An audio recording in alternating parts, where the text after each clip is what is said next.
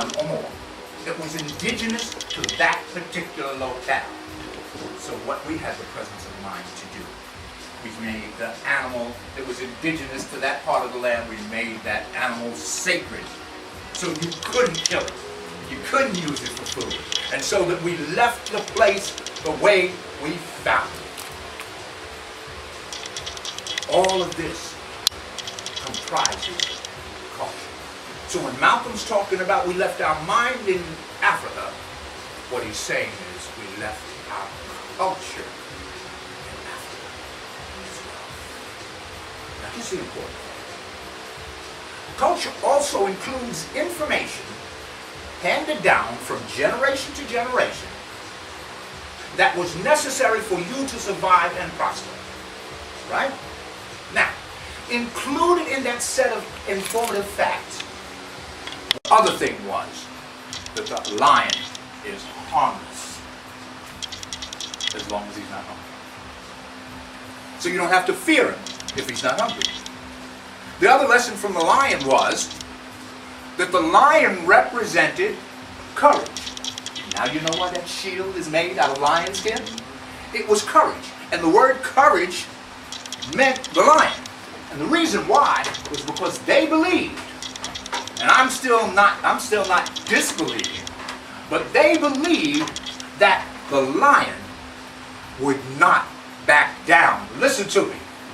The lion would not back down. That's an attribute that some of us need today.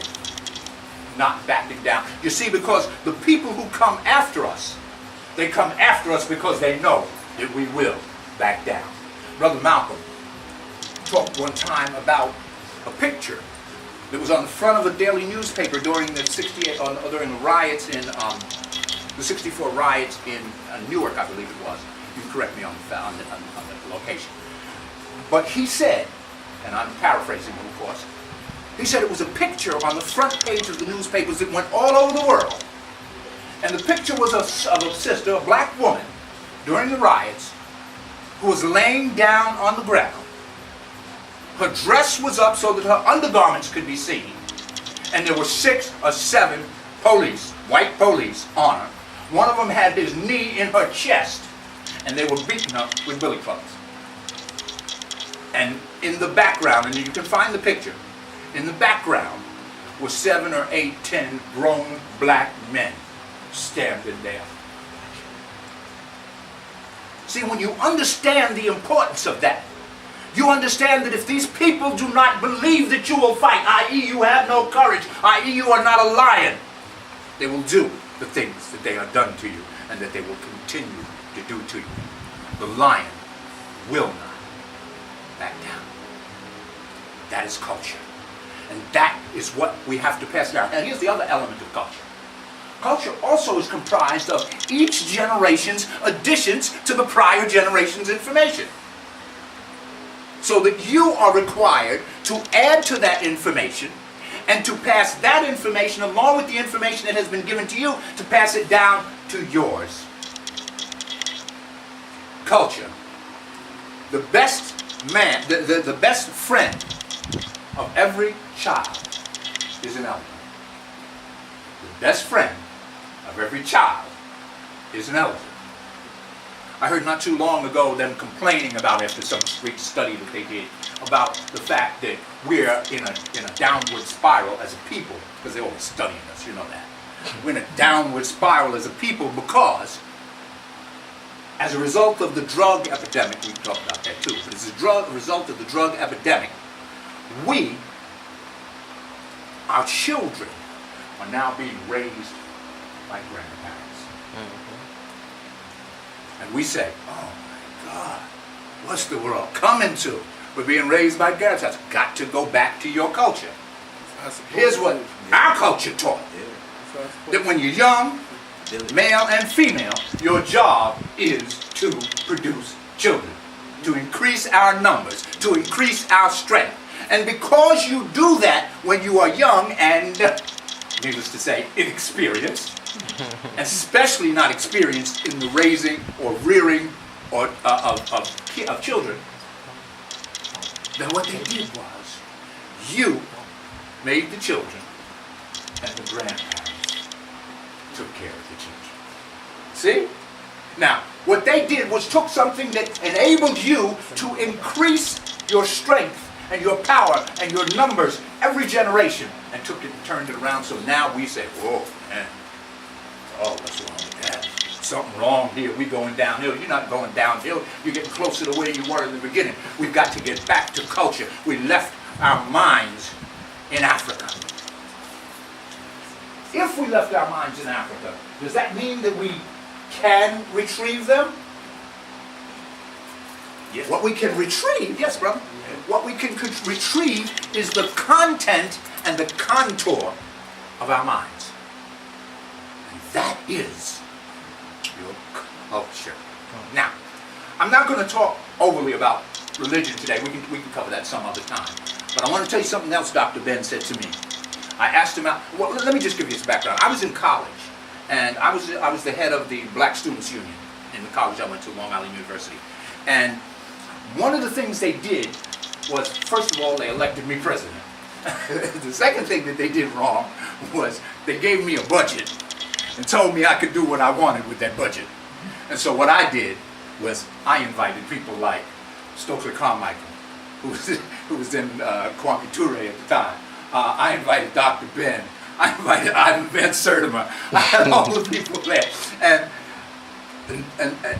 on that occasion, I had to go and pick Dr. Ben up and bring him to the location where we were having where he was doing the lecture.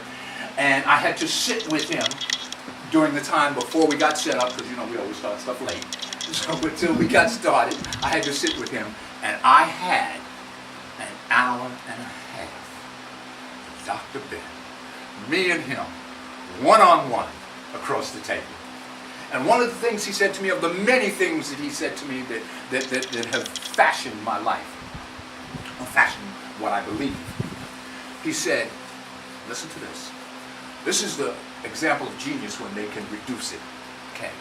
He said, if you're looking to answers about religion, he said, you're looking in the wrong place. He said, because this is it. Religion is nothing more than culture deified. Say it again. Religion is nothing more than culture deified. The religion of the culture has to accentuate the strengths of the culture from which it arises. If it doesn't, it will not stand. Okay. Now back to culture itself. Okay. All of that information is being passed down. All of that information becomes your culture. And included in that culture is information about enemies.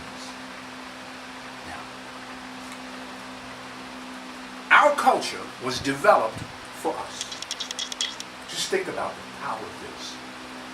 That culture that extends back thousands of years, that extends back further than anyone else's culture on the planet, because we were the first. Don't mistake anteriority for superiority. That's not what I mean.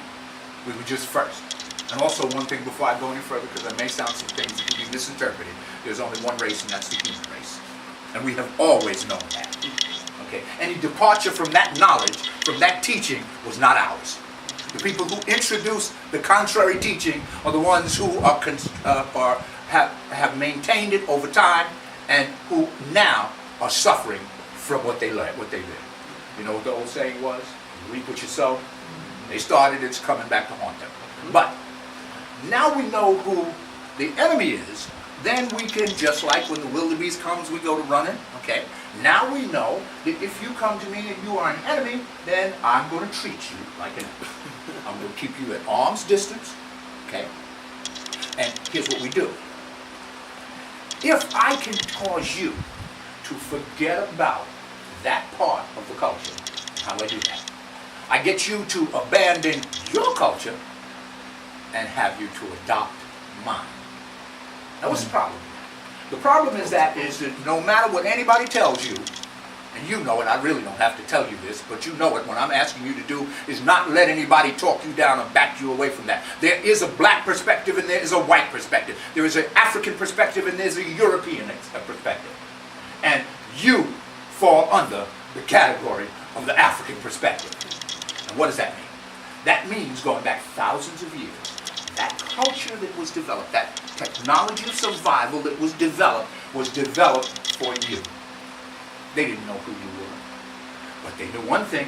They knew that you were coming, because they never believed that we would not survive, because they were passing down the culture. And the culture would guarantee our survival. So they knew that you were coming.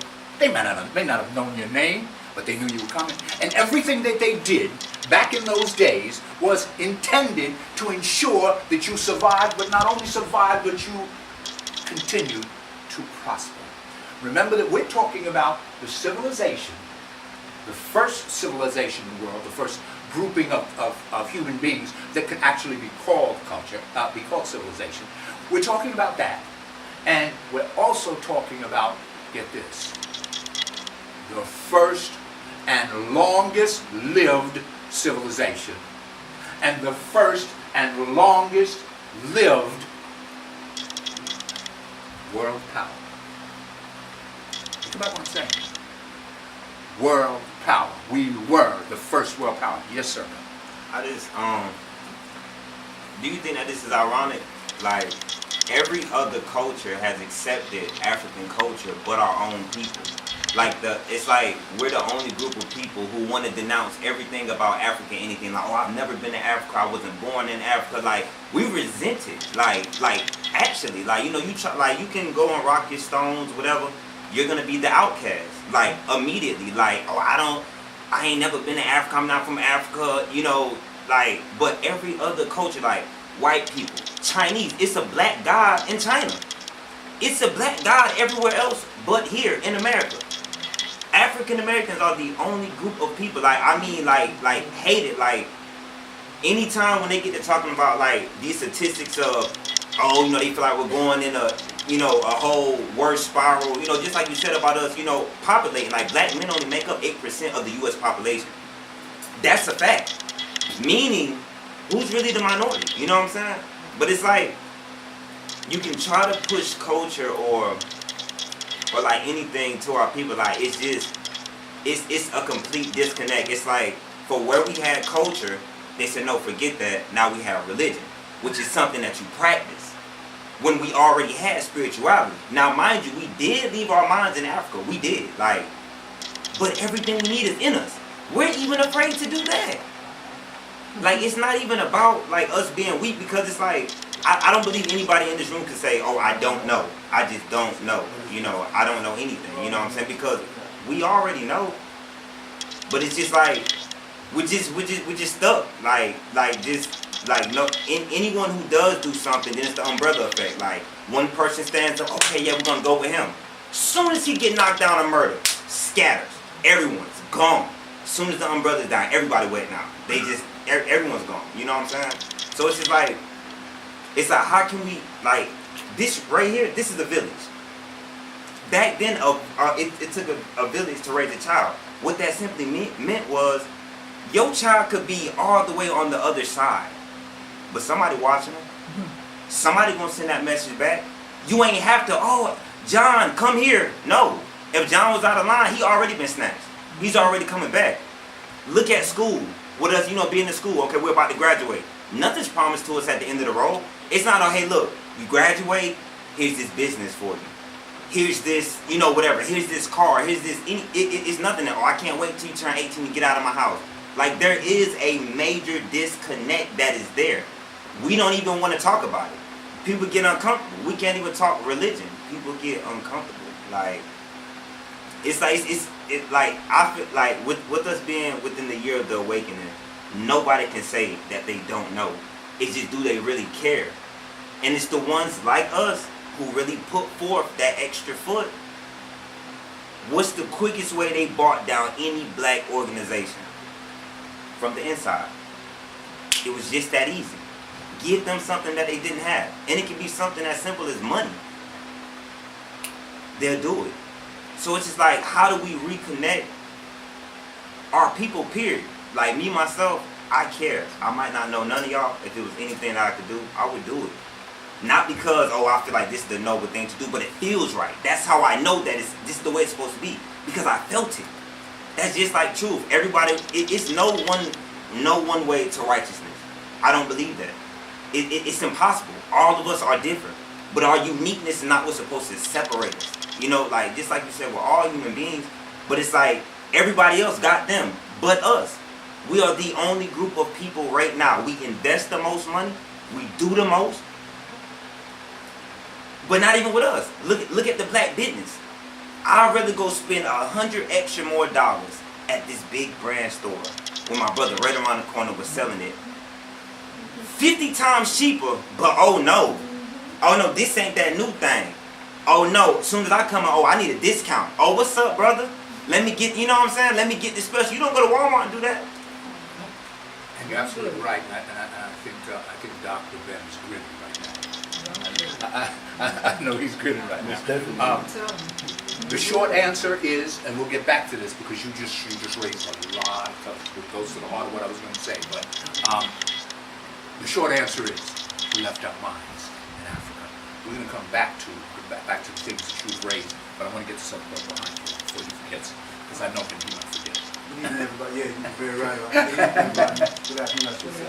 I'm just going to co-tell what you're saying, but I think for me it was your answer to your question is in the question itself. And it's the self-hatred that we think we feel and the disconnection that we feel we're not disconnected. We're immediately connected to the motherland. We've just been drawn into this facade that when it's on bail, it makes no sense. And that's what we're struggling with. The connection, the spiritual and physiological connection to the motherland has always been there and is always there. And let me offer that where I work with several Africans from the continent of Africa. And these brothers and sisters are as disconnected as we are, and they are from and in the motherland. I mean, literally go to the motherland every year. And they won't even talk to me, seeking to find out about the motherland. And that's when you need to understand how well and how strong this man's game is. Yeah. As far as our struggle here in America, please understand that all the other nationalities that have come to this nation, they are allowed to come in and assimilate. We are physically, institutionally, and mentally under attack on what is a conscious plan to eliminate the black man from this whole process. And if you're looking at what's happening now with the boy in office, please don't be afraid. I mean, because that's what's been going on since we've been here. Yes, exactly. It ain't no different. It ain't no different. Right. Yeah. So how we're going to game up on that, how we're going to link up on that is what we're speaking to. And I don't ever worry about numbers. If you look at our struggle, it has always been one man who gets a few others that the benefit of the mass of our people will benefit from. And that's when you need to understand I'm all right with that. Because if you can't get right with that, then you don't need to join the struggle yet, because you're not mature enough intellectually and spiritually to be in the fight. You still got to grow to that point. But when you get to that point, it's not an issue. So you're going to still have them brothers out there that are dogging out the sisters. You're going to still have them brothers out there knocking other brothers upside the head and doing the left-handed thing to the right-handed situation. But guess what? I'm still soldier through that. Because I know in the end, homeboy, I still got you. And that's what this is about. And that's why this is so important. That's why I'm here right now. Notice. It's definitely true. To add on to it, the disconnect that you are speaking of, I view it as it's just a system. And it's a worldwide system. It's not only us here in America that are suffering. You know, there's Africans that are so tied up in white Jesus and being other than who they really are, even though they're in their home. They look for the Red Cross to come down, give them some rice, and here comes some Bible. And while they're doing that, all the gold, diamonds, and is being siphoned out of the land. So I think it really goes into us needing our own media. Because culture, it's big, it's heavy, and we have no way to let our people know what our culture is. You know, it's us, maybe 15, 20, maybe like 25, 30 of us in here. And if we each talk to one other person, you know, it can get out. But that's just here in Columbia, South Carolina, you know? So there has to be some way that we can reach more of us with truth and knowledge. And I think that's where it really starts at, because you turn on TV, all you see is the black man's a demon. He's gonna rob you, be scared, run. And if he's not gonna rob you, don't worry about it. He's got on a dress, so don't worry. Or he's changing his sex and he's no threat anyway, which is what they want. So I think that's what it boils. And Raven Simone and them folks and say you're not African, then everybody here who knows that you are of African descent, and therefore your authentic ancestral culture is the culture of Africa. Okay? Understand that and start looking at what it is. Remember the tricks. These young brothers have brought up some stuff. I don't even know where to start. Forget what I was intending to say, because y'all took me someplace entirely. Remember the rules of your culture. Number one, plan must precede leadership. Plan must precede leadership. Pharaoh, who, by the way, Pharaoh does not mean the great house. No. Come on. Pharaoh means the lion king. That's why Pharaoh wore a lion's mane down his back, because he was the lion king. But what they don't tell you about him, he was not an absolute dictator. He followed the rules. He was selected, and the only way he became Pharaoh was if, guess what? If the Queen Mother authenticated him. He didn't sit his butt on that throne unless a black woman said you are authorized to do it. Okay? Here's what else we taught. There was a case, ancient case in at least 5,000 years old, where this husband in Kemet, this husband sued his wife over some marital things, like some household things. The Kemetic Supreme Court laughed him out of the court and said, what? He said, you know that women control all of that? Yeah. And while we're at it, because this is part of culture, while we're at it, remember this, and please, if you don't take anything away from this, remember this. Brothers, we sit here today, I stand here today because of strong black women. They made it possible for us to survive. Don't you ever think that you're responsible for your survival, because you're not. They are responsible for your survival. And because they were responsible for your survival, because their mind was fixed on getting to the next generation, that's why you sit here today. And so it hurts me deeply when I hear young brothers who are making rap songs, and I ain't got nothing against rap. My grandmother didn't like rock and roll, so I understand that. But I don't understand why you feel it necessary to downgrade your women. I don't understand that. I will never understand that. And here's what I know, and this is why African culture and your ancestral culture is so important, because if you go to your ancestral culture, you will realize that the black woman was held. White folks, when they came to Africa, that could not understand that they said that the woman rules everything. What did that mean? Think about it now. This is your culture. Think about it now. There is God. We call it the Neta Neteru, which is translated as the God of gods. But there is that creative force that exists that we believed in long before anybody else. They learned it from us. Nice. That force had a choice. In order to procreate, you needed somebody to do it. And God had a choice. And he only had two choices. And I say he because I'm used to it. Y'all understand that that's not accurate anywhere we talk about it, okay? That's a European concept. And so, I had two choices. One was a woman, and one was a man. And for the highest honor, for the highest and most important thing, is to procreate. And Thank God. Gave that to women. Because he knew y'all men, he knew we wasn't strong enough to do what they do.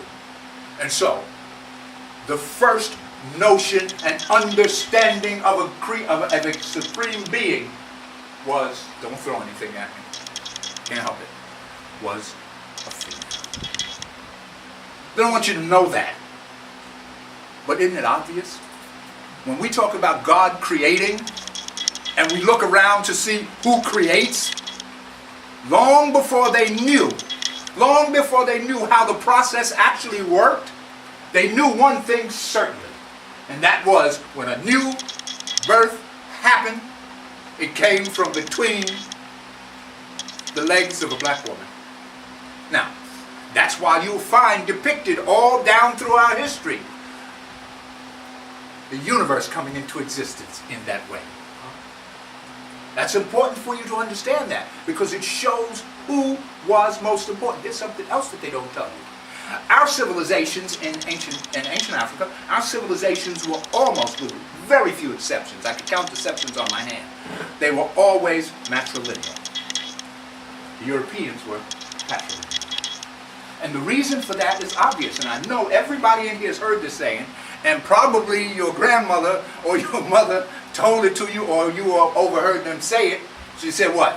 She said, Mama's baby, Daddy maybe. Daddy's maybe. That's why royalty passed through the female line, because we always knew who the mother was, but we could never be certain of who the father was. Now this was your culture, and so when the husband died, and there was an inheritance involved, where did the inheritance go to? Her. It went to the uncle, the brother of the mother. Yes, why? Again, we know who he is. We know where he came from. And that was known as the bloodline. The Indians nowadays, you'll see them with that red dot on their head. And all the Indians were black too, by the way, if you didn't know that. The Sudra were the original people from the Indus Valley, and they were coal black. Okay, there was a guy called Godfrey Higgins who wrote a book called Anacalypsis. Amazing book. Have you read it? Oh yeah. Okay. It's And talking when about one- the origin of Indian and the black That's right. people. And what, see what I'm saying? Dr. Green, see what I'm saying? And what he basically said was, hey, I went to find out where languages came from. I went to find out where religions came from. I wanted to know what was the origin of everything. And he said, every place I looked, I found something black. Everything I looked, I found something black. Okay, so here's where we are. We've got a culture that gives us everything we need to survive. Plan precedes leadership. That speaks to your issue. What have they done to prevent us from getting foot up? They've always done the same thing. Same rule. Cut off the head, the body dies. And you know why that is? Because No here's plan. how we get leaders. They crop up, and all of a sudden we run to them, and they got the plan, they got everything, and they kill them, and then it goes. Here's what we should be doing, which is an African concept. What we should be doing is we develop the plan, Council. and then we train the leaders to fulfill and implement the plan. Everybody knows the plan, so that the leader, like Pharaoh, couldn't do anything but go along with the plan. Pharaoh, by the way, just to give you an example of leadership, Pharaoh, by the way, did what he was told. There was a council of 70, they don't tell you about that either. It was the Queen Mother who put him in office, and it was the council of 70 that set out the plan. Okay? Now, every 30 years, he had to do what was known as the Sed Festival. And the Sed Festival meant that you had to run certain courses, do certain things to show your vigor and vitality. Why? Because the only reason you were sitting there was because we selected you to represent us, and to represent us in strength and vitality. And when you became old, maybe like me, you became old, you were no longer able to lead. Not because you were not wise, not because you were not a good leader, but because the person who was our leader had to be someone who showed strength, vigor, vitality. And because the leader, remember now, the word leader, as we understood it, the word leader meant, get this, the The one who goes before.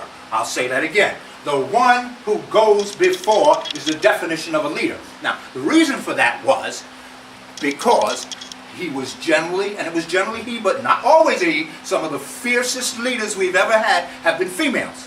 Okay, so don't think this is restricted to men. And also, while I'm at it, let's clear this up.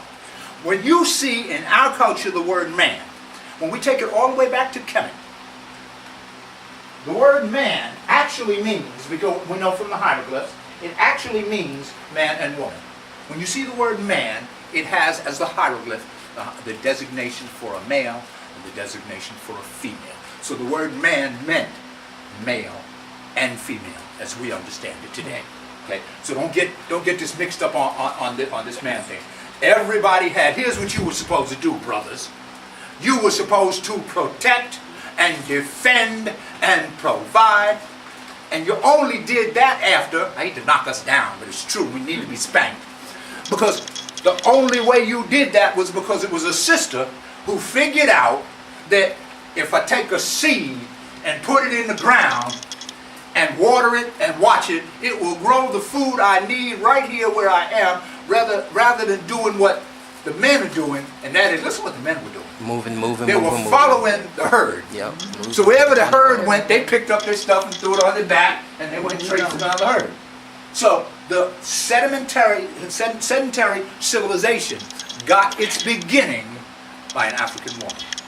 And not to mention, ladies, I'm sure everybody here knows this, but we've now, even white folks agree now, that every single person on this planet can trace their lineage to a single African woman in South Central Africa who lived there approximately 150,000 years old. They're calling her mitochondrial Eve. Sister, did you have something? You going to say something? I have so many things I want to say, but I'm going to let you talk. Okay, all right. Mitochondrial Eve. Let me know when you want to get in now. You came before we let out the ground rules, and the ground rules were, I'm talking, but if you got something that needs to be said, jump in. This is a discussion, okay? So, what I just want you to understand is that when we follow these things, we can't do the things that we have done and that we are doing now, the things that are destroying us. The other thing is, and again, to address your issue, it's something called the critical mass. Here's what we've been doing wrong. Oh yeah, I was going to say about the leadership before I go to that. The leadership. Because we do the plan before the leadership, and because everybody who's a leader is now instructed in the plan and stands up and delivers the plan and implements the plan according to the plan, then we know when they depart from the plan. But more importantly, if I'm standing up here talking about the plan, and a bullet rings out like it did on Dr. King or on Brother Malcolm, and I drop, a hole in my head, drop right here, this brother can step right up and step over me and continue my sentence. And if you knock him down, another one's going to stop up. If you knock him down, and a sister's going to stand up. That's what's known as the Hydra effect, which is what we should be interested in. You know the story about the Hydra, the Greek story, that Hercules was trying to kill the Hydra, and every time he cut the Hydra's head off, 2 heads grew back? That's what we have to do. So, plan has to precede leadership.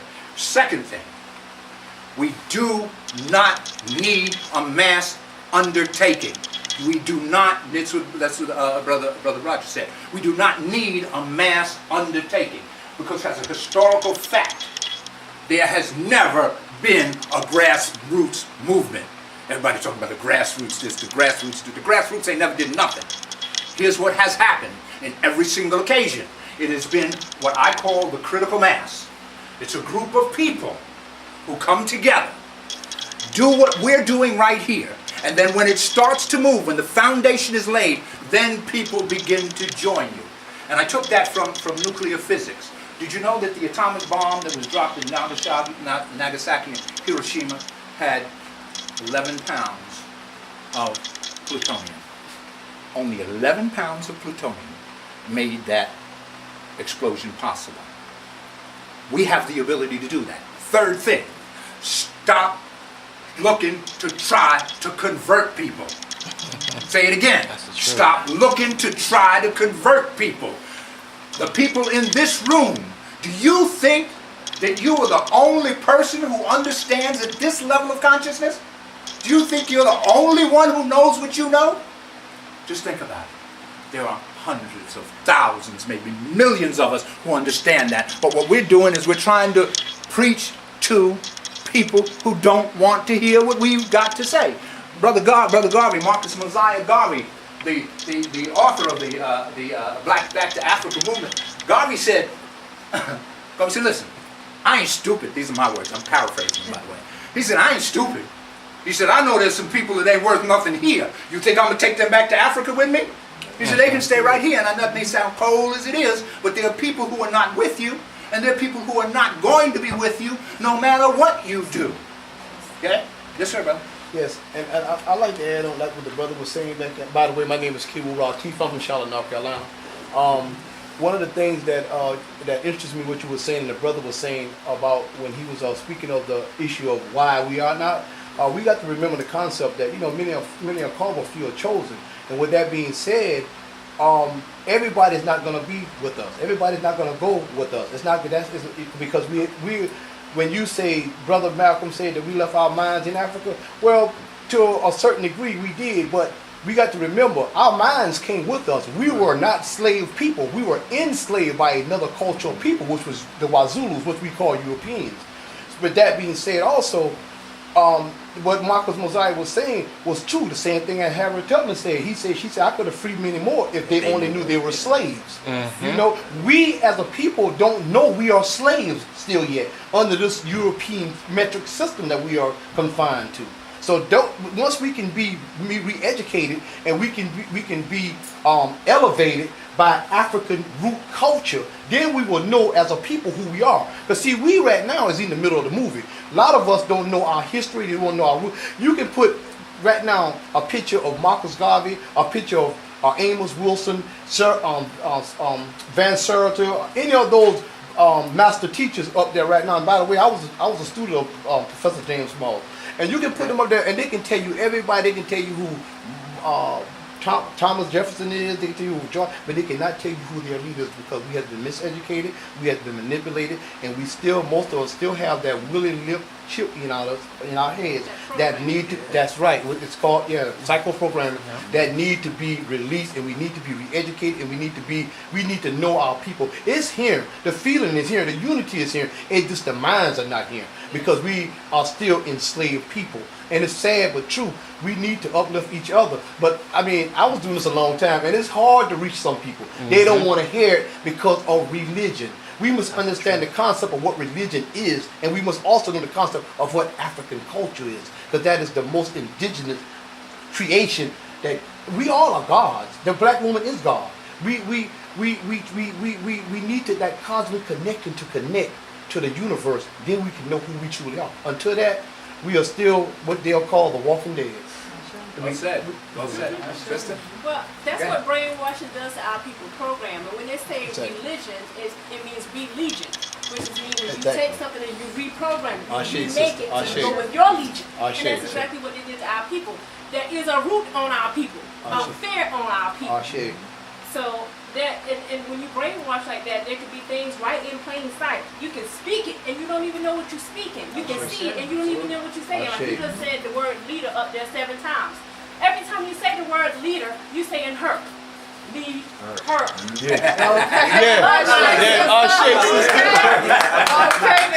you don't understand what you're saying because you're so blinded and so reprogrammed, you don't even understand it. It's like when our native language is spoken in front of us, we can't understand it because we haven't spoke that language ever in that incarnation that we're living in now. Exactly. And so with the bloodline, the word heritage, her. The word is her, it's in heritage. As soon as you get ready to say it, H-E-R. So your bloodline is all going back. Yes. Of her. Go back to her. The royal black mother. Exactly. So there are things that are right in front of us, but we still got on those rose-colored glasses. We can't quite see it. But there are millions of us Millions of us. Millions. And we're becoming like magnets. That's why we started to come together under one roof and talk about these type of topics in a time of evolution. Exactly. And we can speed up the evolution if we just keep planting seeds, keep reaching out to each other, keep networking with each other, keep pulling together like those magnets. And it'll come together. Right. Yes. Right. Quoting Marcus Garvey, said a tree without roots, a people without the knowledge of their past history, origin, and culture is like a tree without roots. Exactly. There's another one directly to what you said. Right. Over our temples, massive stone structures, the first one to build stone temples, because we were the first ones who understood the concept of the Creator.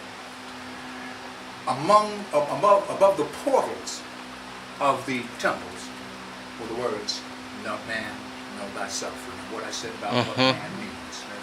Man, know thyself. Okay. But what you never hear is what the full quote is. Is the full quote. Nekelu, which is for multiple. Now, so the body is the temple of the natives within you. Therefore it is said, man, know thyself, and thou shalt know the natives or the gods. Know yourself. Upon entering the temple, know yourself, and you will know God. See, now that's powerful stuff. See, you can't enslave a people who believe that. I said you couldn't kill people who believe that. I said you can't enslave a people, because slavery, as we all know, because they've written it in every book they've ever written, because we all know that slavery is a mental thing. Long before it had to do with chains on your body. Remember, what did they do? Remember your history. On the way over, first thing they did was separated you and put you in places where you were next to someone who didn't speak your tongue.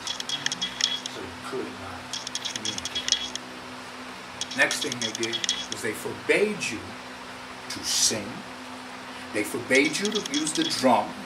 They forbade you to use your language. They forbade you to worship your gods.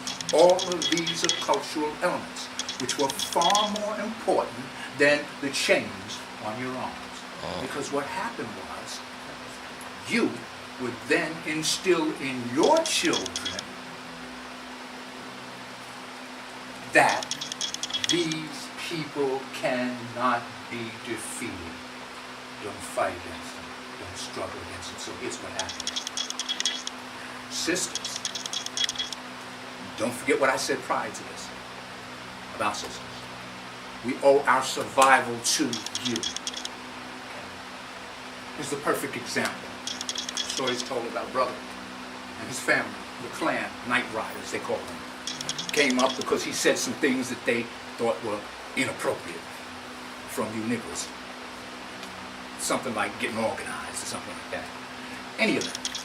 They came to the house in the middle of the night with hoods over their heads, as they always do. Why? Because they want to be anonymous. Not man enough to stand up and say, I did it. They want to hide behind something. And so, when they came to the house, they said, bring him out, bring him out. So brother ran and got his shotgun, loaded it up. He was getting ready to die. That's man. And then the woman. He was getting ready to die. Black woman. Here's what the sister said. She said, baby, you know they ain't gonna do nothing to kill you. You can't fight them. She said, swallow your pride. For a minute, they had this big bin that they kept potatoes in. She unloaded the potatoes, put him in the bin, and put the potatoes on top of it. They came in, they smacked her around a little bit, went rummaged through the house. They didn't find him. They left. Now, she was successful in allowing him to survive, which also meant that her family survived. And that's what y'all do.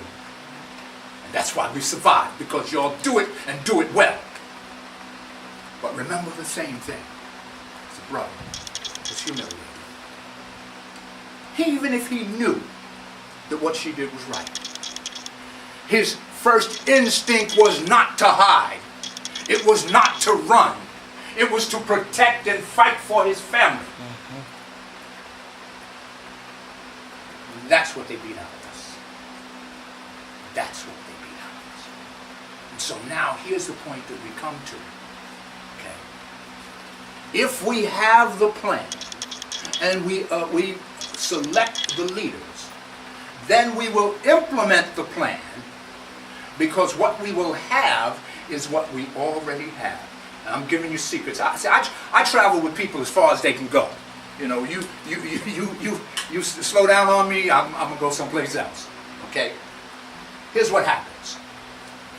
You have right here the essence of the revolution that will change this world in one generation, and certainly change our circumstances. You know what it is?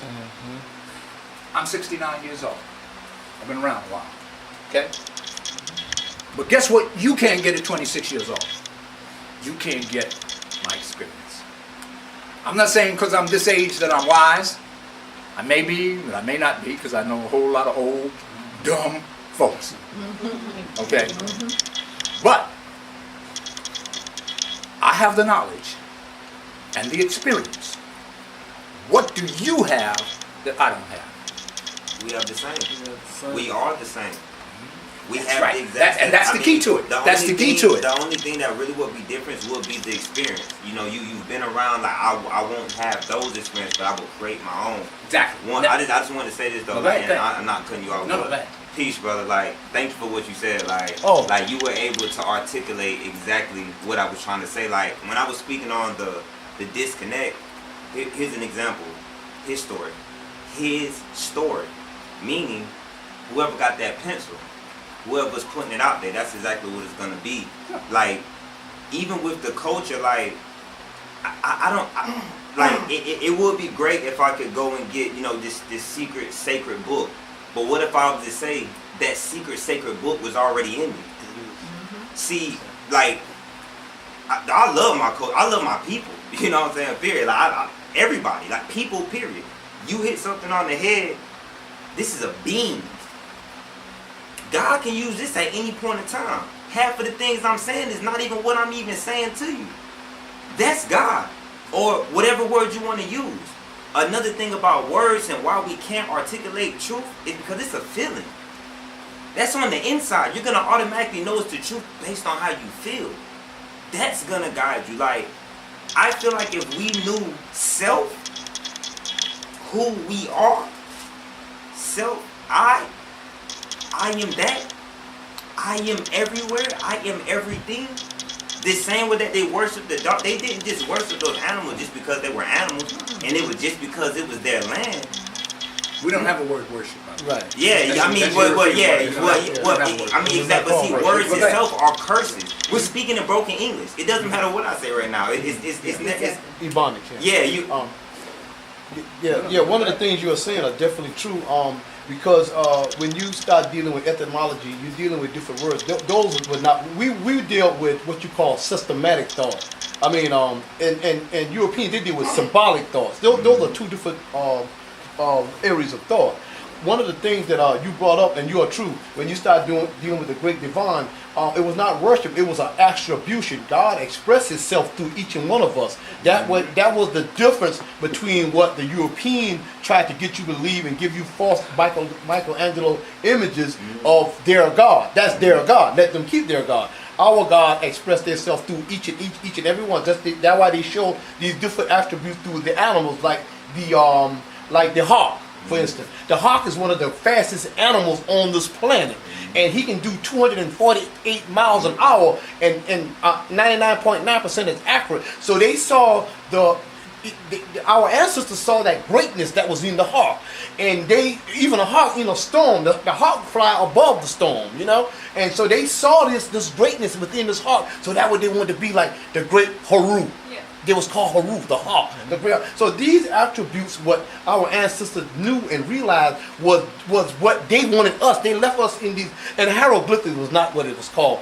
It was called glyphics. Hieroglyphics was a European, real Greek name. And that's what our people need to understand. We need to get back to our roots. When you say roots of our culture, not their culture, because you got to remember that they patronized our culture. They did a lot of stuff that really confusing if you don't get back to the essence of it. So with that being said, yes, you true indeed, and the black woman is a netra. That was it was called a netra. The great grandmother was called a manet. That was exactly what the great mother was, and they took it out. Even in religion, in the Christian religion, they say the Father, Son, Holy Ghost. It was not that. It was the mother, Father, Child. That's what it was. That was the true Trinity, the original Trinity of Ma'at. So yeah, those are the things that we need to do. We need to be re-educated. We need to be the same thing. They just didn't tell you who the ghost was. Exactly. The ghost was the great grandmother, and you true sister, Ashe. When they said the Holy Ghost is the one with the hope. Exactly. Where else did the Son come out of? It couldn't be three men together. But that's what they want you to think. That's what they want you to think. And that's what you can't do. You She can't. wear a veil, which makes her look like the ghost. Exactly. It's all in plain sight. We just can't see it. You can't see. It's a big facade. And they blind us each and every day. And I just want to say, man, I appreciate y'all young. Well, I love this right here. Because when I was in New York with the Nation of Gods on Earth, I used to, man, I was your age. I was something else to be in. But as I got older, I became more conscious. I love to see y'all, brother, on top. Because y'all are our future.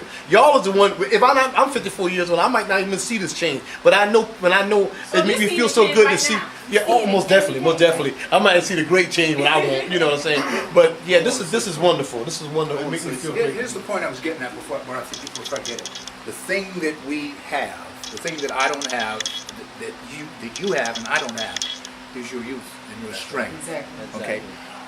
Young men, young women always lead revolutions. That tells you why mass incarceration exists. Yeah. They want to hold you in confinement until you get 34 years old or older, when the curve drops off and you're no longer a threat. So here's how we defeat them. Those things I said. And you take my knowledge, combine it with your youth and your strength, and you cannot be defeated. Remember the other thing. The reason why they can do what they do, and this is one that for all of the greats that I've talked with, and I've been fortunate enough to learn from, the one thing that they did not mention was that for 350 to 400 years, that's 4 centuries, they held us in laboratories that they call plantations. And they studied us day and night, 365 days a year. They know what you will do if I take your woman away. They'll know what you'll do if I take your husband away. They'll know, and what they found was, at the heart of their researches, they found that the strength of the culture that created the greatest civilization in the history of the world, and the world's first great superpower, was something so simple. What it was the family. Love. Every form of divide and conquer that they could think of. Because, exactly right, because the family is the foundation. So the first thing you have to do in this society, and one of the things you have to do right away at least, is to understand your responsibilities. Because it doesn't matter how much you know, you don't know, if you're not responsible for the things that you do know, the rest of the stuff don't even matter. Facts. So so you have the spirit world, the high conscious, right? You got the physical world, the physical being, and then you got the intellect part. The intellect part is the part that comes with what we're doing now, fellowshipping with knowledge. But at the same time, you have to go home and you have to invest in your mind. Apply that knowledge. Yes. I have over 3,000 books in my house. And I buy my kids books, they watch me read books, my children, and my wife as well. And they always see me have an open mind to what I'm reading. And I would say, don't be afraid to learn things, even if it's different. Yeah. Yes. Because the things that are different is the things that's probably going to approach you that you don't even know about. And that's how your churches get tricked. Because they don't really understand the things that they're touching. And after they touch it, and when they see the bad part of it, and then they want to cry. But to be an adult, you have to be responsible. You have to be able to accept the good from the bad.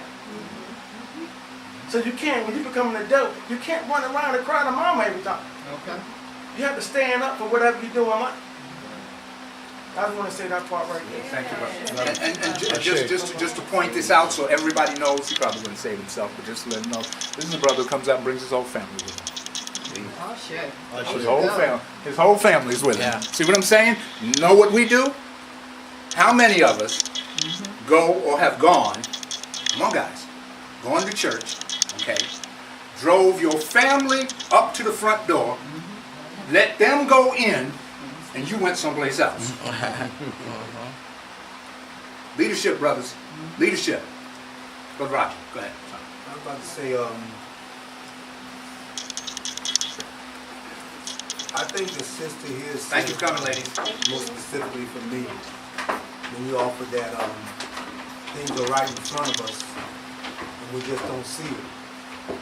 We have to take the onus on ourselves as a culture and as a people that we're under attack, three-dimensionally at all times.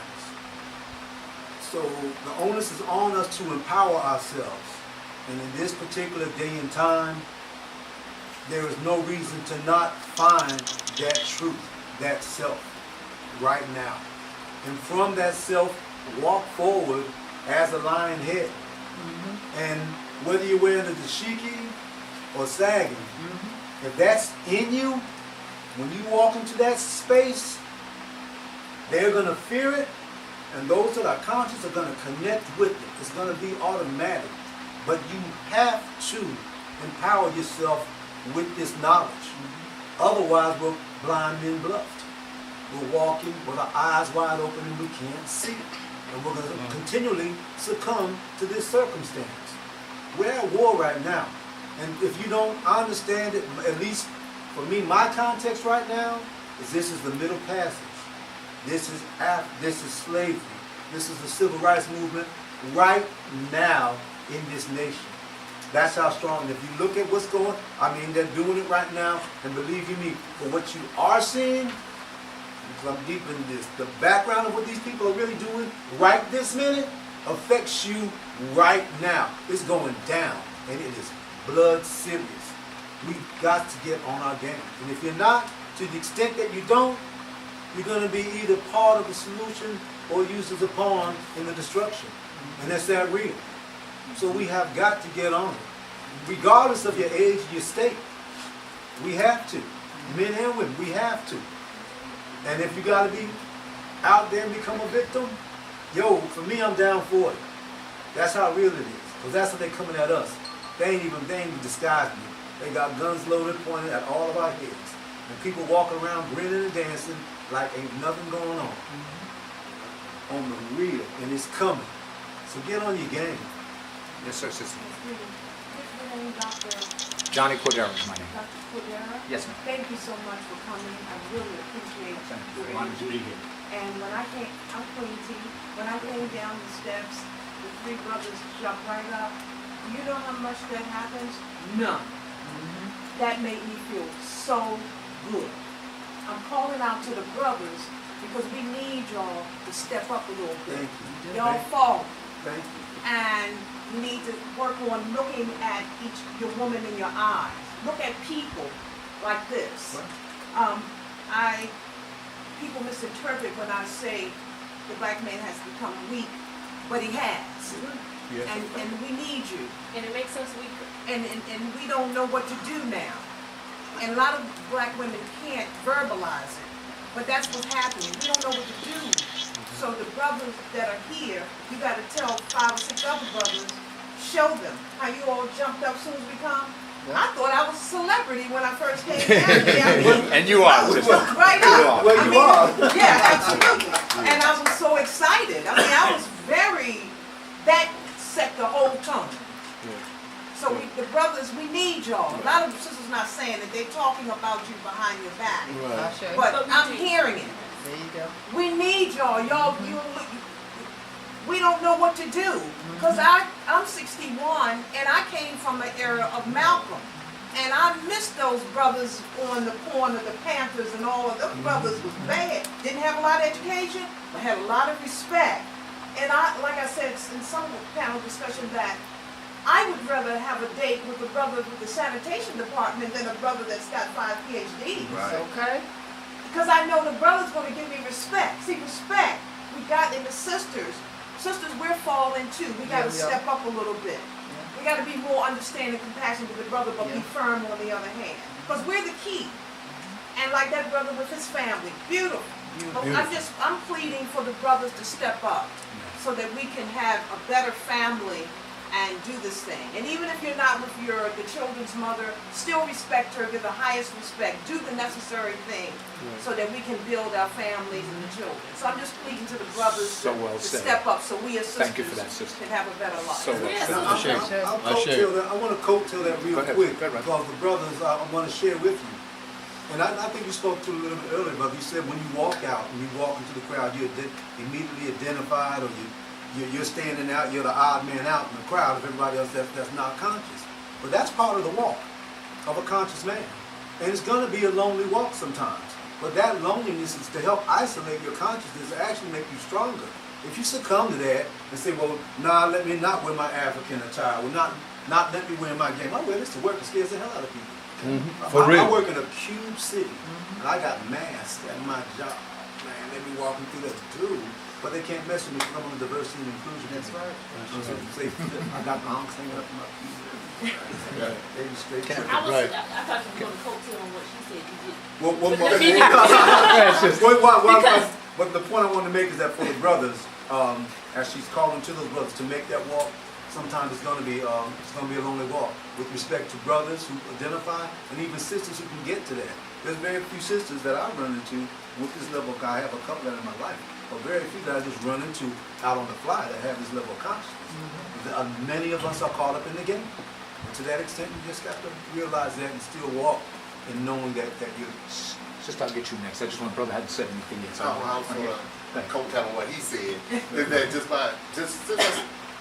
waking, woke up, and just by wearing that, I'm putting on that sheet, you can see the reaction of people when you walk in Walmart.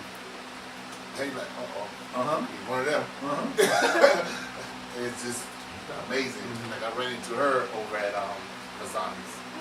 I read your story. Last night on your website. Didn't see it there. I'm like, okay. Which website is this? Cosmic Goddess Divine. I'm Nubia Anka, and I'm the spiritual healer of Cosmic Goddess in West Columbia. So boutique and botanica for cultural concepts, holistic healing, spiritual healing. I do readings, I do cleansings, things like that. Trying to really touch the sisters, heal the sisters. I do a lot of womb healing practices with the sisters. And the brothers come in too, and they often say, well, what you got in here for the brothers? And I have a few pieces, jewelry pieces and cleanses and stuff for the brothers, but I always tell the brothers, bring your sister back. Because you lead her, bring her back here. I may have a few things in here for you, but mainly I'm a goddess. So I'm going to know how to work with other goddesses. So lead her back here. Well, now I'm going to really coattail on what the Queen said. Because I think the brothers didn't really know what she said. But as women, a woman can only be held as high as her man will hold her. Like you were saying, a nation can be only as high as a woman. The brothers are our supporters. And me as a strong black woman in the community, a young entrepreneur, also, it's hard to find a brother who understands without feeling intimidated about what I do. I'm not here to discredit a man in any way. If anything, I can love you better than any other woman. Okay. But know how to be a strong supporter. Know how to be that. Because we need y'all. We do. Not to compete, but to complete. That's right. You understand that? Not to compete, but to complete each other. We're going to work together like a lock and a key. All right? And that's the way it's supposed to be. What you need me to do for you, baby? All right, now. Okay. Well, baby, what you need me to do for you? All right, now. That should be the conversation at the end of the day. Before we lay in the bed and do the Humpty Dumpty. All right. How about what you need from me? Tell me what, if we need to have that exchange. It's so important. So important. So that we can match each other, not mash each other. All right. So true. So So that's a true. beautiful Well said. Well, thank you. Well That's said. conversation. Well said. I didn't even know you Well got said. Can I just I want to get to something before we forget about this. Again, remember what we're talking about. Did you leave your mind in Africa? Right. The concept that you spoke to is one thing that has eluded us, and that is we are now and have been for over 400 years. We have been at war. Political, cultural, religious, economic war. The problem is everybody knows it but us. Yeah. Okay. See, we really Facts. think that the people who enslaved us are going to set us free. Uh, We really think that the people who Yeah. took power are going to give us power. Yeah. Okay? So, here's where it That is becomes not how it important. goes. The realization of that is vital in itself. If you get nothing else out, that the realization of that is vital. But here's the other thing. Once you realize that you are at war, your mindset becomes a military mindset. We have to start thinking in terms of enemies. We have to start thinking in terms of strategies and tactics to save our people. Period. Now, here's what we need to do. Okay? Dr. Cordero, Once you- some of these brothers don't even know how to play checkers from. Let me tell you something. See, I'm starting. I'm also the president of a community organization here, and in September, we're starting a Maurice Ashley Chess Club. Okay, and let me tell you a story. Quick story. I was on a panel a few years back. It may have been about 10 years ago. I was on a panel, and there was a sister in the audience who heard what I said, and after it was over, she came up to me and she said she had a boy. He was 10 years old. I think Adam was 10 years old at the time. And she said, I wanted to know, his father's gone, and he needs a mentor. I would love for you to mentor him. And I thought about it, and I had to turn her down. But let me tell you the reason I turned her down was because a young man needs his father. Okay? Not all of us, fathers are not always there, so our sisters do the best they can. But sisters, we love you, but you can't teach him how to be a man. Okay, so that's where the mentorship comes in. But here's the problem with that. Mentoring only complicates and exacerbates the problem if we come in and mentor you for 2 weeks and then all of a sudden I'm gone. All it is another black man who came into your life And who left. became attached to you And and left abandoned you. you. Yep. So I told the sister, I'm sorry, I don't have the time, and I would not be the right mentor. I said, but I'll tell you what I will do. She said, what? I said, if you can get him every Saturday morning to the Richland County Library on Assembly Street, I will teach him how to play chess. And I did. And she came. I saw her, my wife, that's my wife over here in the corner. I saw him. I saw her. We were in Walmart, I think it was, and we saw her. And I said, hey, that's the lady. I went over and I talked to her, and she told my wife the same story I'm telling you. And so I asked her, how's Adam now? And I forgot what she said, but anyway, he was doing well academically. He was, and thank you, that was the best thing. Now, all that to say this. Chess is a military game. Okay? It teaches you about war. It teaches you don't make a move until you've surveyed all of the area, to know where your enemy is, to know what your enemy's next move is going to be. And so now I'm trying to do that. But my point is that if we don't have a military mindset, we will never get out of this situation. We have to not be, and I recommend several books. One of them is The Art of War by Sun Tzu. You need to read it if you haven't read it, okay? And what it's telling you is the best war you ever fight is the one you don't have to fight. We can beat them here as we have always beat them. What they did to us is they came in and they taught our principles and gave our principles back to them. First thing they learned was that we said the highest rule was treat a stranger as you would family. Because you might be a stranger in a foreign land someday. And so when they showed up, we opened our arms and we welcomed them. Why? Because we came from a culture that was a culture of plenty. And civilized. We didn't know about we had to cut off a brother's head to steal his stuff. The only time we went to war was when there wasn't enough women. And if you understand what we've been saying along, you see why. Because we recognize, I'm going off on a tangent, I'm sorry. I'm going to take it where it goes. We had something called the bride price. They said, oh, you were buying women. No, you weren't buying women. Sisters, we were recognizing your value. You came to that family, and I said, sir, I would like to marry your daughter. And the first thing he said was, what you offering? He wasn't selling her. He was acknowledging her value. And if you didn't come with the right value, you weren't going to get her. Simple as that. It's called a dog. And I hope sisters understand that. That's what that was all about. Okay? And tell you something else, guy. Here I go. I'll get in trouble here, but I'm going to tell you something else. We talk about polygamy. The one thing they don't tell you about polygamy, the United States Supreme Court said, in a case back in the 1870s, said that that the only people who ever actually practiced polygamy as an ancestral right and part of their culture was African people. Now, here's what they don't tell you about polygamy. One is that it was always instituted by the sister. Yes, it was. It was the sister who said, if she didn't say okay, if she didn't come up with the idea, it did not happen. And the reason it happened was because, say it again? Shortage of men.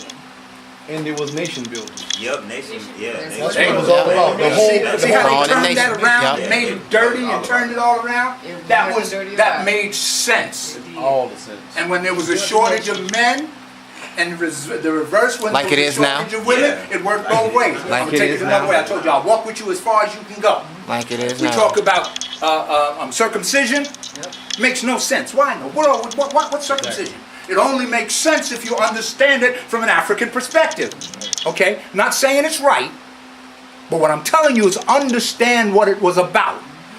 Circumcision matched with excision. The concept was removed from the man that which is female, and removed from the female that which is male. Now, was it barbaric? In that sense, particularly in the case of excision, of course it was. Is it something that we should not do? Of course it's something that we should not do. Nobody should be subjected to that. But understand the concept. See, what they did was they turned it all around so you think that all of these things were problematic. It wasn't problematic. It was a recognition of problems that we had, and it was an effective way of taking care of that. Now what we do is we do it according to their rules. And we understand. My grandmother used to say,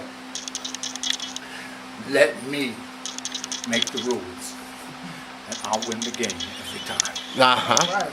We're playing by their games. No mindful person who is thinking in terms of military strategy ever thinks in terms of playing by the enemy's game. You don't do that. What you do is you learn the enemy's game so that you can defeat the enemy. Can I share what you were saying? Yes, sir, please. Follow what you're saying. It's something that and everything I'm talking about is things that I actually done. I don't want to talk about things that I never really experienced, and it could, and it does work. And one of the things that I learned, growing up in manhood is do not. Now I'll share this with y'all. Do not accept the unacceptable. If something come your way and have my children go, especially in the educational system, I go to that. Me and my wife go to that school. I don't care if we go to as supposed to be small as in one of them books talking about the Indians and savages. I want to bring my child to that school and ask the teacher, why does Indian have to be a savage? And they have to answer my child and ask them that. I do that.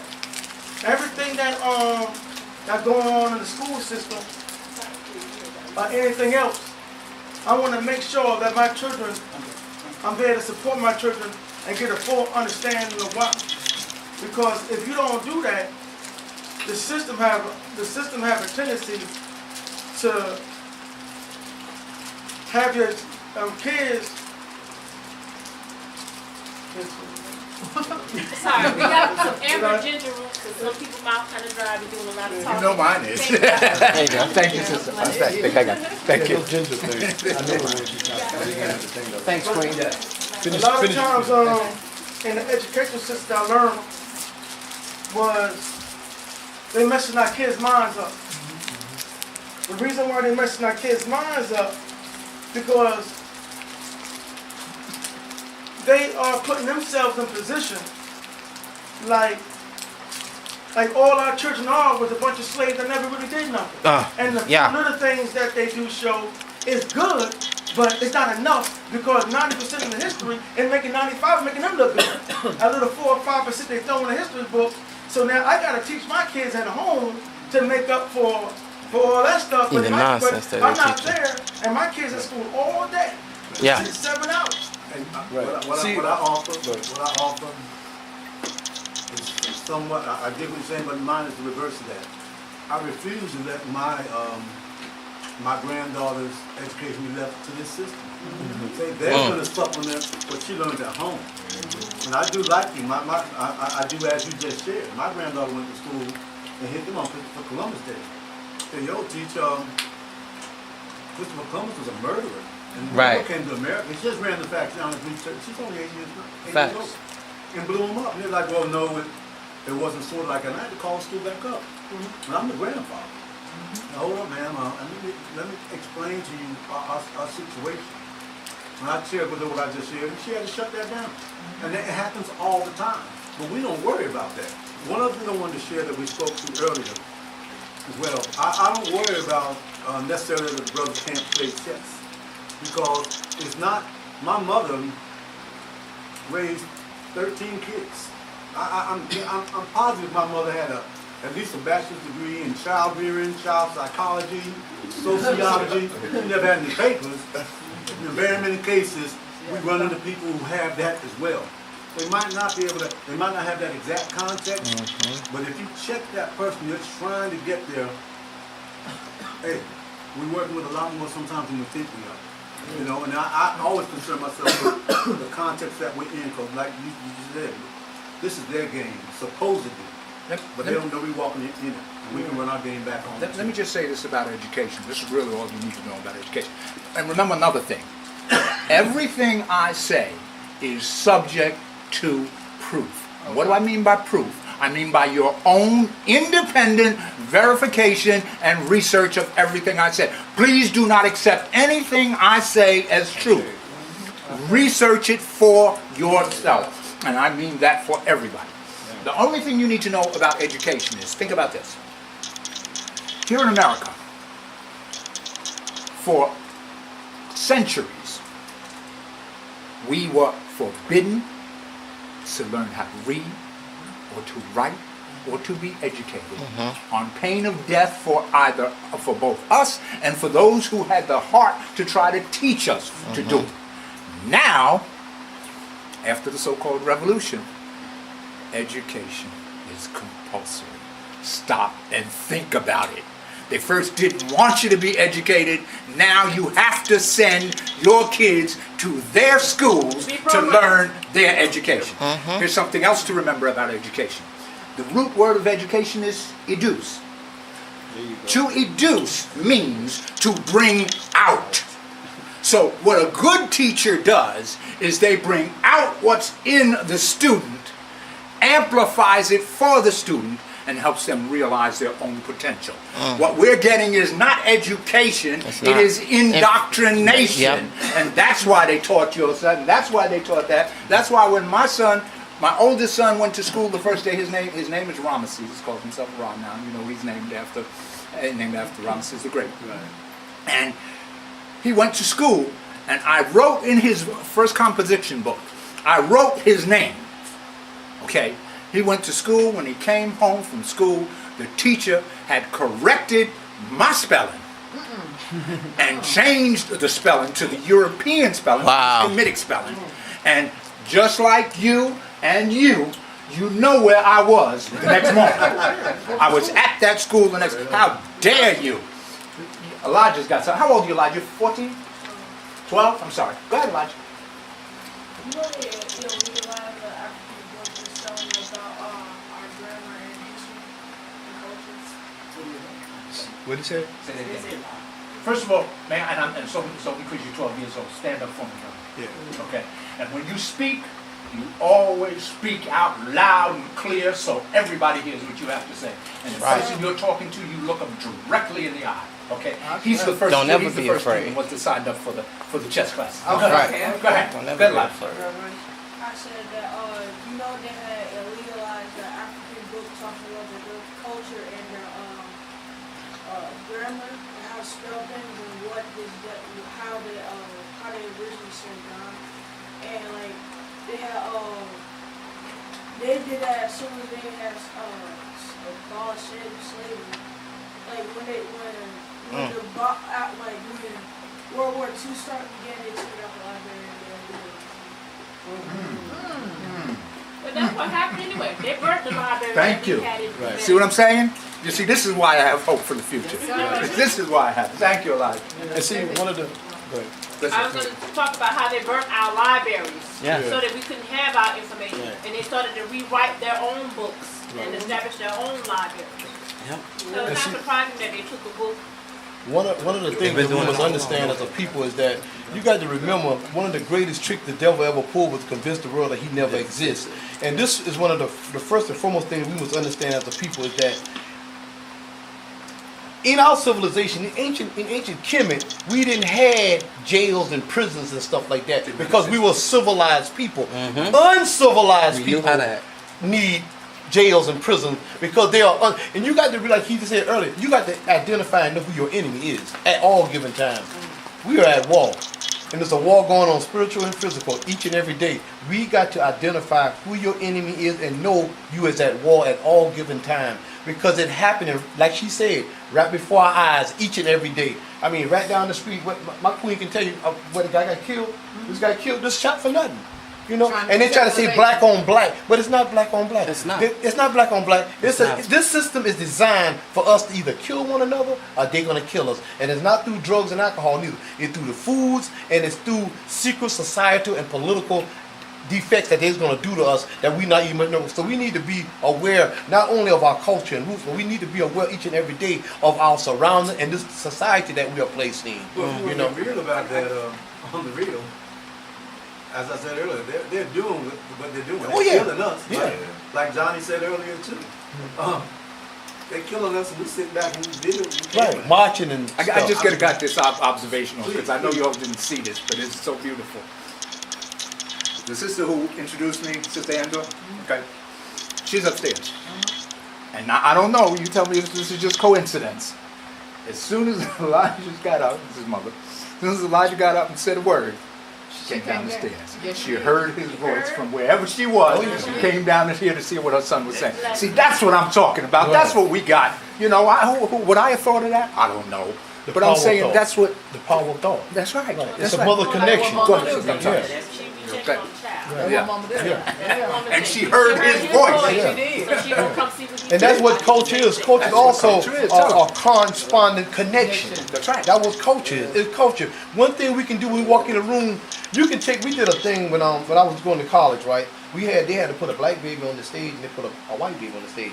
And one thing you notice that the black and the white baby went to the black side, showing and proving that we are the dominant forces of the universe. Yes. It's come to the point now where that is, I mean, that's something that they don't even argue now. They know that genetically, they recognize it. That's what it's about. But it's the same thing. That's what it's about right there. Okay, now the we're going to another level again. Tell me what it's about. It's about genetic annihilation. They see how superior, they see how superior that we are. You know, they can only create. We can create everything from the whitest of white. Everything comes from black. Nothing comes from there you go. Exactly. So when they see us as a threat, and that's what it boils down to. We're a threat to them as their survival. So that's what it boils down to. It's us against them, and it's kill the black man, destroy the families, but take his organs. Right. No, And just separate them. He didn't say destroy the black woman. He did. Uh-uh. No, but Well, you destroyed the black woman. Y'all figure that out for yourself. they gonna date the Well, black woman, There you go. so that their genetics will live. That's right. You know, pass on because they had a negative birth rate. Caucasian. Yeah. Globally, Yep. Like, That's what it what is. it's about right They're now. dying Like, off. Do the food we eat, everything like. They're dying off. globally, children of color are born. There are 9 children of color born for every white child born. Yeah. They know that It's what you coming call to the an end. genetic annihilation is coming. And It's they're going to coming. stop it. Which just shows you 2 words, remember. Only connect, only connect, only connect. Make connections. Take that frame of thought and put it in the mindset for abortion. And you'll find out what abortion is. There you all go. about. They don't care how many of us, our children, are aborted. Yep. They want to stop white women from aborting their children. what it is. Sister, go ahead. I'm sorry. That's why they only see them in the hood.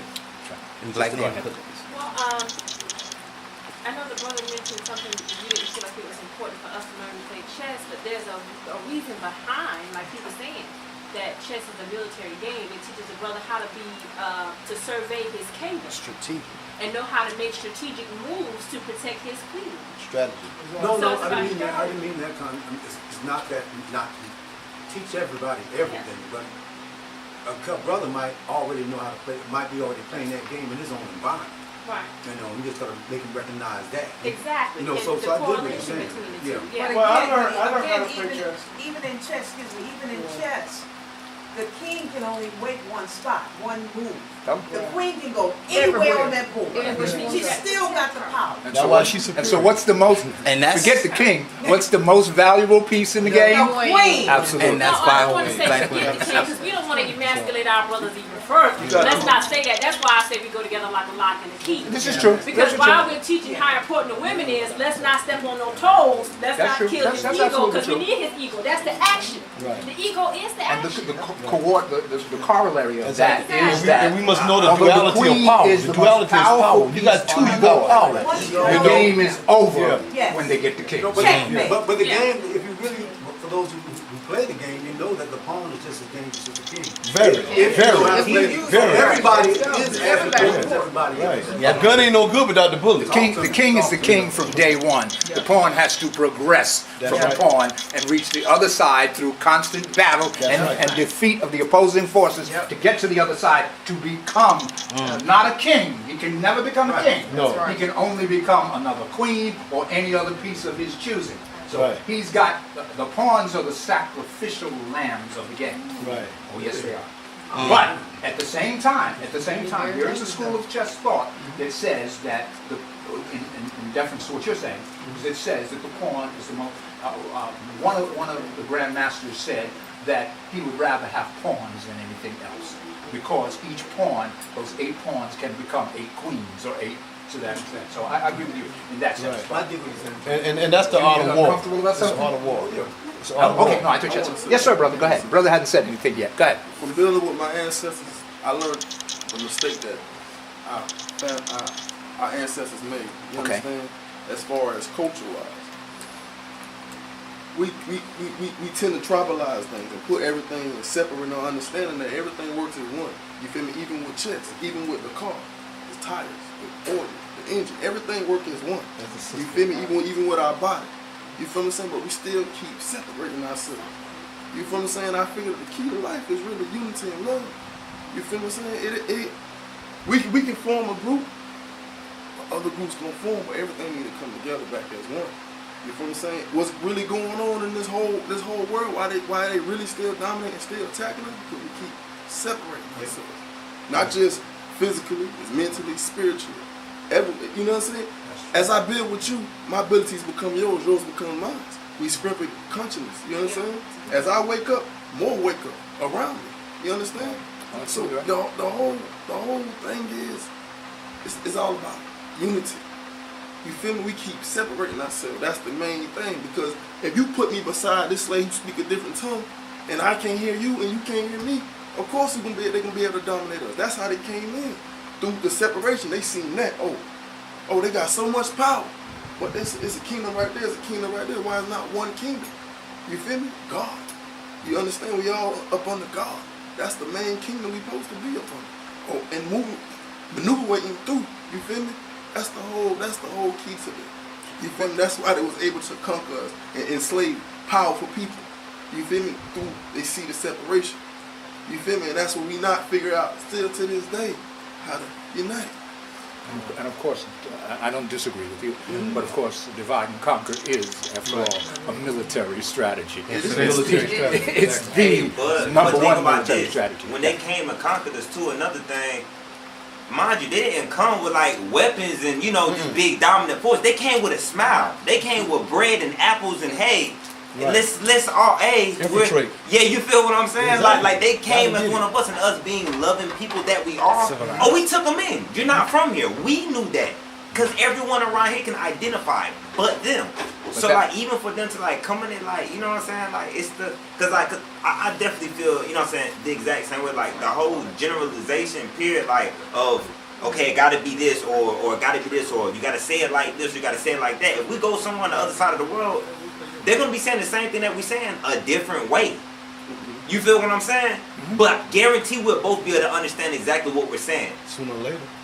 Like the brother was saying, Malcolm said we left our minds in Africa. My mind really was not left in Africa. It was with us all the time. But we separate ourselves with ignorance of obtaining someone else's culture. You can be anywhere in the world, but one thing we can identify each other with is our DNA, our melanin. It's in us. It's in us. You cannot deny or refute that. So Africa is in us. We don't have to be born in Africa. We don't even have to go there. Like that's just like even with death. Like death simply allows us to live the life that we want to live, knowing that at any moment it can go. I'm young and you're older than me. I could leave here today and die. That's facts. I could die. But you must understand that energy don't die. It transforms from one state to another. And I was just about to get to that. Yeah. Did I ever even go anywhere? No, this is just a being. I'm going to live forever. Heaven is where I am right now. If I want a better world, if I want a better life like right now, like, I'm putting out these energies because, like, this is a beautiful thing. I don't get this all the time. This is beautiful, So I really want to put it out there. But it's like, if I want a better world, change the way I think about it. Like, I'm not saying that we're all not warriors. Please, nobody attack me. I'm not saying that we're all not warriors. But this is what I'm not going to do. I'm not going to have a warrior state of mind and get stuck fighting. It's just a fight. No, you said the art of war. I got something even better, the art of peace. Right. That's something that would defeat anything. And even when I heard ego, like, just for some strange reason, every time ego just, I'm like, I just get this cringe, like, see, that's what the problem is right there. You know what I'm saying? Like, we're so decorated now. It has to, I'm a publisher. I'm a doctor. Exactly. Hey, I read 1 million books. You know what I'm saying? Look, none of that. You know what I'm saying? Like we are us. Like, I'm you. All of us. Like, I might be here now, but there was a point in time that you was here. Meaning there's going to be a point in time where I'm going to be there.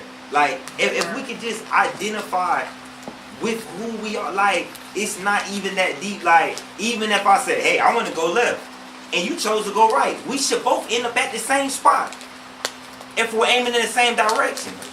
It's just as simple as that. But like, it's like this whole, man, we gotta combat it, and we gotta fight. Like, there's different kind of warriors. You know what I'm saying? Like, there's a whole lot of different kind of warriors, and there's a lot of different fights. Like, and that's on the day to day. I could be fighting my ego. I could never win, and I knew every move, but I couldn't do it. I had a little boy about 10, 11 beat me every time. You humble yourself when you play chess, because it's a thinking game. But when I put that, even with the queen, knowing how to, it's just, it's a lot of components to be successful in what you're saying. Yes. And I like the way you do this, it's just like a class, because you don't talk way ahead. Like Dr. Cornell West, he's way over my head talking. The masses of people don't understand. I bought Democracy Matters. I mean, you need a dictionary to break down the words, which big words are really small words. But I'm just saying, you're so simplistic. I honor you for this today, and I'm so grateful that you're here. Thank you, sister. And allowing us to speak too, because sometimes you got speakers that won't let you say one thing. You got that kind of thing going on. So I thank you. But for everybody, it's so many. It's no one solution. It's so many. Everything everybody said is going to help us. But I'm just going to throw it again. Brothers, we need you. Please tell other brothers that what they need to do. You got to come, because we're losing our brothers. especially the young. Here's the thing about And what they are both saying goes back to what you said. It's about being on code, having a plan. That's what it's imperative to. Like you said, if I go right and you go left, we should meet at the same place. Having the plan, just having that plan and sticking to it. I think that's right. I think that's what we all really need to take away from it. Is staying on the plan, staying on code. That is part of the war mindset. Yes. Here's the thing about the war mindset. Direct your ego. Don't think it's the ego. You never be able to separate yourself. 458. 450. The thing about the war mindset is that it is the understanding by you, by us, that we're in the war. Mm-hmm. The thing about war is that once you acknowledge the fact that there is a war, then you are able to develop strategies and tactics to combat it. Okay? Your particular strategy may not be mine, and I do not suggest that I have the answers, because I don't. All I'm doing is laying out the thinking that will get us where we need to go. But there are things along the path, like you're traveling down a highway. They have the signs that say exit here, okay? Now, if you exit there, and it's the wrong exit, you have to stay on that until the next turnoff, okay? Then you got to turn around and go back, okay? So here's what happens with this. 2 trains leave New York. One is traveling, their destination is Los Angeles. One is traveling at 100 miles an hour. The other is traveling at 50 miles an hour. Which train, barring any incidents, which train is going to get to the West Coast first? The one going at 100. The one going at 100. Obvious. Will the train going 50 miles an hour ever catch up to the train? No, it won't catch up, but it eventually end at the same place. It might eventually get to the destination, but it's never going to catch up. Never going to catch up, but it'll be at the same place. Economists say the conservative estimate as to when we get to economic parity with white folks in this country, and we built this country, okay, will take approximately another 400 years. Sheesh. Because they got a head start. That's too long for me, and that's because their train has always been going at 100 miles an hour. So now here's the thing. In all war, there are multiple strategies, because there are at least 2 strategies, because there are at least 2 armies, okay? And here's what does not work, and these are the roadsides on the road that we have to watch out for. First of all, unity. Terrible word. Forgive me, brothers. Terrible word. Why? Because unity, in those of you who know music, unity means just like unison. Everybody singing the same voice, same note. Ain't gonna happen. And plus it's boring, generally speaking. That's why they only have a little unison every now and then. What we have to strive for is harmony. Everybody's got their own note. You go with your own note. Remember the other thing. We are not the aggressors, and we have never been the aggressors. Malcolm didn't talk about violence. Malcolm talked about self-defense. Yes. We are not the aggressors. Get that out of your head.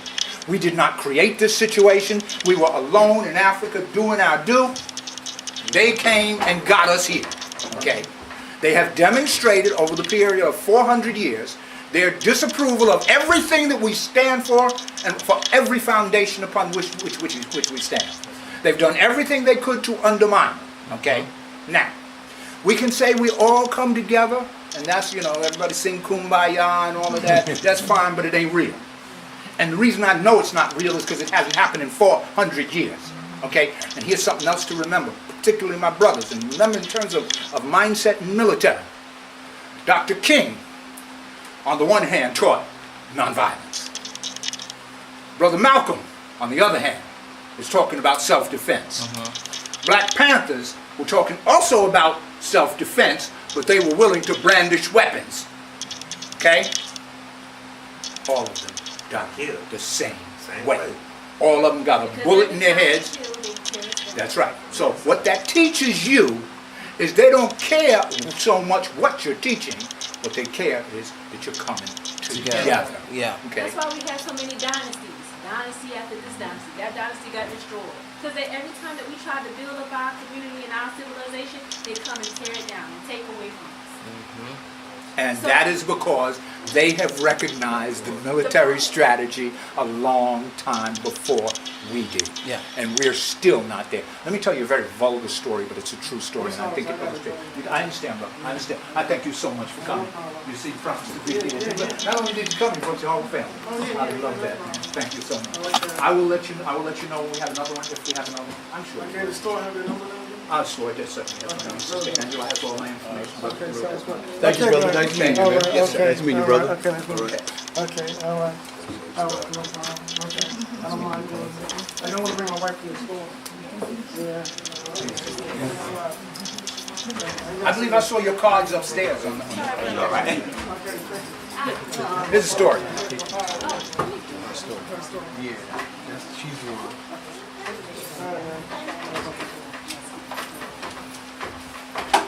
In 1895, the nation of Benin. Nation of what? Benin. Yeah, Benin. Okay. They were having a sacred celebration, and a bunch of Europeans on so-called expedition. You know what expeditions were? They're really reconnaissance is what it was. Came on an expedition, and they came to Benin, and they happened to arrive there at the time this great festival was going on. The festival was so sacred that they played the sacred drum that was only played once. This is a brilliant mind. Only played once every 500 years. Sacred drum. So they stopped the European at the borders and they said, sorry, you can't come in. We let the chief know. We let the chief know that you want an audience, and he'd be glad to grant you an audience. We're going to set you up right here. When the festival was over, and I think it was a 30-day festival. The festival is over, 30 days. You can come in. You'll have an audience with, here's everything you need. Don't worry about it. But you can't come because it can't be witnessed by outsiders. Okay. Now, what do you think the European did? They watched. They snuck in. Yeah. Snuck in. They caught him and they killed him. I said it. They caught him and they killed him. One got away. He went back to Europe. And you know what he did? They started a military expedition and they came back. They came back, and because they had superior weapons, and for no other reason, because they had superior weapons, the warriors were defeated. Okay, that beautiful shield that we see there of lion skin would not stop a bullet. Right. And they came with superior weapons. Now here's the thing: they defeated them, and then they called out the entire group, and they got them in a circle. They dug up the bones of the ancestors, sacred bones of the ancestors. Peed on them. They put them in the middle in a pie. They pulled out the sacred drums, the sacred stool, the sacred throne. Burned it. And they put them all in a pot. And the European army, the British, I don't know how to say it without being vulgar, but it's just a fact of history. They stood around with all of the chief and all of the queens and everybody else, and they urinated. All of those sacred artifacts. Now, why did they do that? Is what you want. It's mental. Why? Mental, to demoralize them. To demoralize them, to show you that everything that is sacred to you means nothing to me. Nothing to me. It's your ancestral power, your ancestral beliefs, your sacred It can't stop drums. us. It don't mean nothing. Yeah. That was war, and that is known as what? Psychological warfare. Also an element of war. So when they took the chains were forced off of our hands, they put the chains on our minds. Yeah. So they went from military to but the same thing is, in order to combat that, we have to be thinking as military. So please, brothers, your warriors at home, you know it. You know it. You know how I know you know? Here's what happens. You're standing somewhere, anywhere. Sisters over there, you don't know her, you're not related to her, nothing. This guy comes along, he's not related to her. I mean, he's not related to you. You don't know him, okay? He starts beating on the sister. Now I'm gonna turn my back for y'all to get this together, and you tell me what the answer I know you're gonna give. What is your first instinct, brother? Murder. In short, to come to her defense. That's your first natural instinct. Okay? But what happens? Here's what happens. And this is why it's a mind game. Here's what happens. Ain't none of my business. She might have did something to him. I don't know what that is. He might have a gun. I might get killed. Ain't no business me stepping in. I'm going home. Now, what that does is that works against your natural instinct, and that's the instinct of the lion. That's why they had lions all over the place, because they said the lion wouldn't back down. And the thing that the lion was most courageous about was protecting what? His pride. His pride. And yet they tell you that pride is something false. Nothing wrong with pride. Nothing wrong with pride. This is all a mind game. That's why I was talking about the ego earlier, and I hope that we get a class and we get to talk about the ego, because it's so important for us to talk about the ego and the subconscious mind. Because when we're talking about a psychological warfare, we need to know how our brain works and how to think. The book is good on that. The book is good on that. Your book is good? My book has a It's chapter good on that. Yes? It's really good on that. My book has a chapter on the ancient concept of mind. And that's exactly what it deals with. Consciousness is something that we have to understand.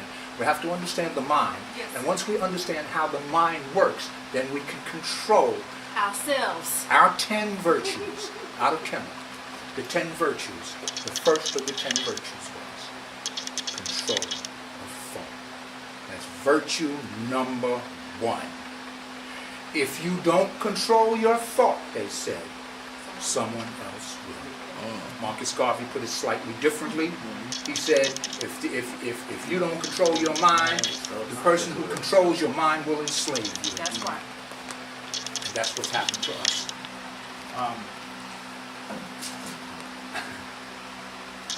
If I've done nothing else, I hope that I've made you feel. Yes. And again, please don't take anything I say for